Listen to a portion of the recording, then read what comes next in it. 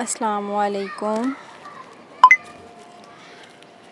پچھلی ویڈیو میں ہم نے سورۃ قصص میں بیان کیے گئے حضرت موسیٰ علیہ السلام اور فرعون کا واقعہ بیان کیا تھا، اور آج بھی سورۃ قصص کا دوسرا پارٹ ہے، یعنی اس میں دو واقعات کا بیان تھا، ایک حضرت موسیٰ علیہ السلام کا اور فرعون کا، اور دوسرا ہے قارون۔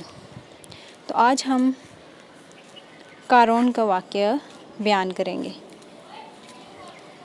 قارون کوئی فرعونی نہیں تھا، بلکہ وہ بنی اسرائیل میں سے ہی تھا، اور رشتہ داری میں حضرت موسیٰ علیہ السلام کا کزن لگتا تھا، یعنی چچا زاد بھائی تھا۔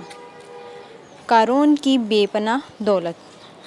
اللہ تعالیٰ نے قارون کو اس قدر دولت اور خزانوں سے نوازا تھا کہ اس کے خزانوں کی چابیاں اٹھانے کے لیے طاقتور مردوں کی ایک پوری جماعت کی ضرورت پڑتی تھی۔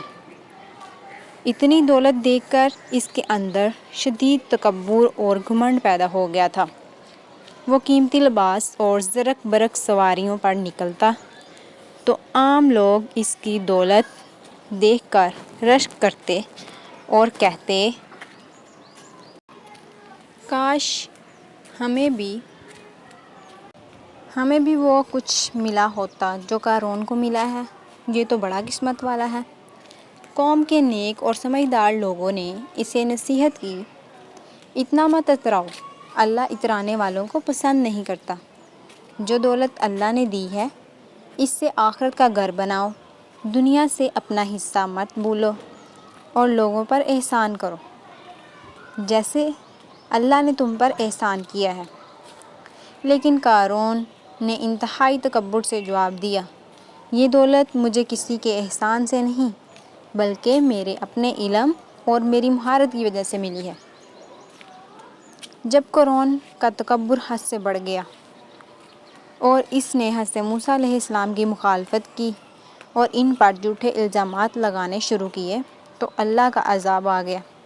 اللہ فرماتا ہے، پھر ہم نے قارون کو اور اس کے عالی شان محل کو زمین میں دھنسا دیا، وہ زمین میں دھنستا چلا گیا، اور اس کے اتنی بڑی دولت، اس کے محافظ اور اس کے حامی اسے اللہ کے عذاب سے نہ بچا سکے۔ جو لوگ کل تک اس کی دولت کی تمنا کر رہے تھے، وہ یہ منظر دیکھ کر کانپ اٹھے اور کہنے لگے، شکر ہے اللہ کا کہ اس نے ہم پر احسان کیا، ورنہ ہمیں بھی زمین میں دھنسا دیتا۔ ان واقعات سے ہمیں یہ سبق ملتے ہیں، فرعون کے واقعے سے ہمیں یہ سبق ملا کہ فرعون کے پاس بادشاہیت اور فوج تھی، لیکن اللہ نے اسے پانی کی ایک لہر سے تباہ کر دیا۔ یہ سبق ہے کہ ظالم کتنا ہی طاقتور کیوں نہ ہو، اللہ کی پکڑ سے نہیں بچ سکتا۔ اور دوسرا واقعہ یعنی قارون والا، اس سے ہمیں یہ سبق ملتا ہے کہ قارون کا عبرتناک انجام بتاتا ہے کہ مال و دولت اللہ کی امانت ہے۔